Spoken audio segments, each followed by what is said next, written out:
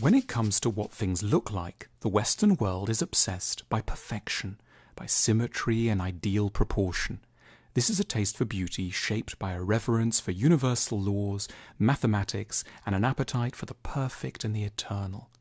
Japanese aesthetics are, however, very different indeed, and the core of the difference is captured in a term for which Western languages have no direct equivalent, a term known as Wabi Sabi. Wabi Sabi refers to the beauty of the impermanent, the imperfect, the rustic, and the melancholy. It derives not from a love of invincibility, youth, and flawlessness, but from a respect for what is passing, fragile, slightly broken, and modest. Wabi Sabi believes that things are always more beautiful for bearing the marks of age and individuality. A trickle of glaze or a beautifully repaired crack on a piece of pottery are to be appreciated rather than made invisible. Wabi Sabi's history is intimately linked with Buddhism and its suggestion that wisdom comes from making peace with our transitory, imperfect, and unheroic natures. Kyushu, Japan, 1191. A monk known as Eisei returns to Japan from China with plans to create Japan's first Zen Buddhist temple. Zen presents a challenge to Japan's indigenous religion, Shinto.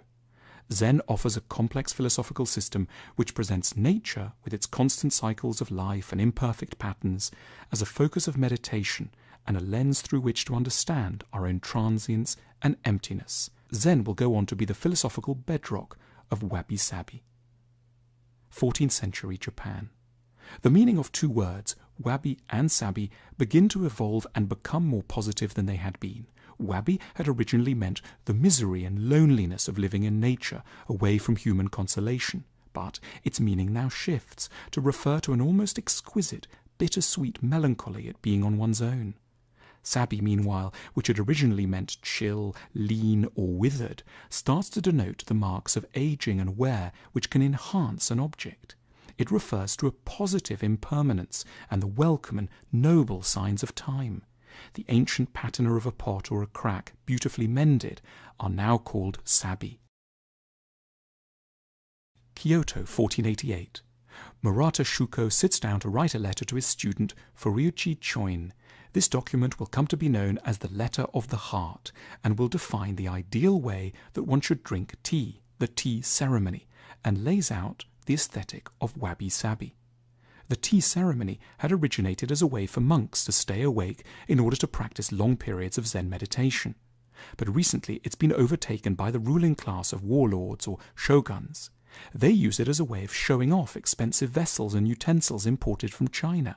The tea ceremony has become flashy, often in elaborate and gaudy surroundings, and has slipped a long way from its spiritual roots. Now, Shuko redesigns the tea ceremony with the ideals of Wabi Sabi in mind. The fashion at the time is to enjoy tea on a balcony while looking at the full moon, but Shuko claims that he has no taste for the full moon. Instead, he urges his student to appreciate the more subtle interplay of shadows on the half of the moon or the partially clouded moon. He also stresses that one should abandon the perfect and lustrous tea-drinking cups of the Chinese, which seem to evoke the flawlessness of the full moon, and instead to commission more rustic ware from Japanese artisans, who will make little errors in the glaze and let these be a deliberate part of their work. Kyoto, 1582. Sen no Rikyu is summoned to the service of Toyotomi Hideyoshi, a powerful warlord who unites the warring factions of feudal Japan. He commissions Rikyu to create a tea ceremony that can help to foster peace. Along with Shuko, Sen no Rikyu is revered in Japan as the father of the modern tea ceremony and the most perfect practitioner of Wabi Sabi. A story that is most often used to illustrate the spirit of Wabi Sabi is taken from his life. One day, Rikyu asked a disciple to clean his tea house, and the young boy worked all day to scrub and sweep every inch of the house and garden. When Rikyu came to inspect it, he reached up and shook a maple tree overhanging the path. The sprinkling of leaves that fell brought Wabi Sabi to the scene. Thus the man-made and the natural, artifice and random chance were united in a perfect expression of beauty and wisdom. Rikyu goes further than Shuko in undermining the high tastes of the shoguns, and strips everything non-essential from his tea ceremony. The pots he uses are often directly taken from peasant environments, or are modelled after a particularly rustic roof tile that he spots while walking through a local village. Rikyu also codifies the movements of the tea ceremony, creating the perfectly economical and graceful motions for preparing tea with the minimum of fuss, thereby adding Wabi Sabi to the very core of the ritual. Unfortunately for Rikyu, his boss, the warlord Hideyoshi, comes from a peasant background and begins to fear that the whole process is maybe an elaborate joke at his expense. This causes him to order Rikyu to commit harakiri. In an eerie parallel to Socrates' demise, Rikyu holds a final tea ceremony among his closest friends before obediently stabbing himself through the stomach. Today, all the great schools of tea trace their lineage back to Rikyu, and all follow the motions and traditions that he set out. The maker of the humble tile that he so admired was known as raku, and raku pots are still made today and appreciated as the greatest embodiment of Wabi Sabi. If you take tea in the Silver Pavilion in Kyoto, the birthplace of the formal tea ceremony in Japan, you can drink from the same cup as the troublesome Hideyoshi once sipped from. Edo, 1684. Matsuo Basho, the father of the haiku and Japan's most revered poet, sets off on the first of his great pilgrimages. These aimless wanderings will take him to the heart of solitude and nature and help him to capture the spirit of Wabi Sabi in words. A depressive with a great talent, Basho takes joy in wandering the dangerous roads around Edo disguised as a beggar. Here he distills the fragile beauty of the sights around him into poetry that tries to spot the eternal through the fleeting moment. We can hear the beautiful desolation in one of his most famous haikus.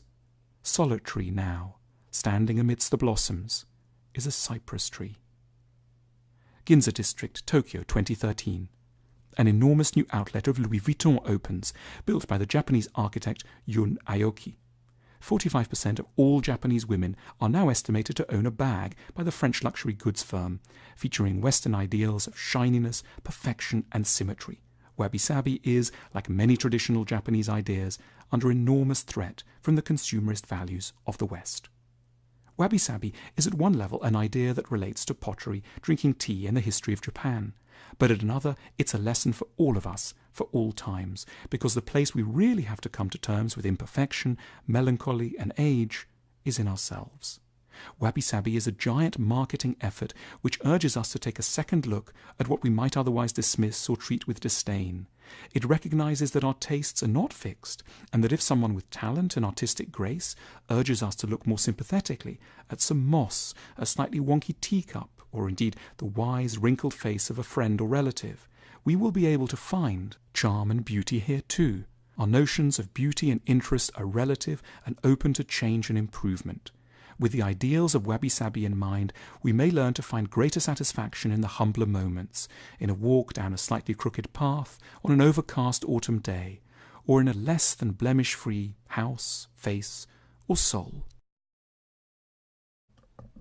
If you like our films, take a look at our shop, theschooloflife.com/shop. You'll find lots of thoughtful books, games, stationery, and more. Let's say you just had a big row with someone close to you. They behaved terribly, maybe broke something and said something hideous to you. It's so tempting to give up on them and just hate them, but there's another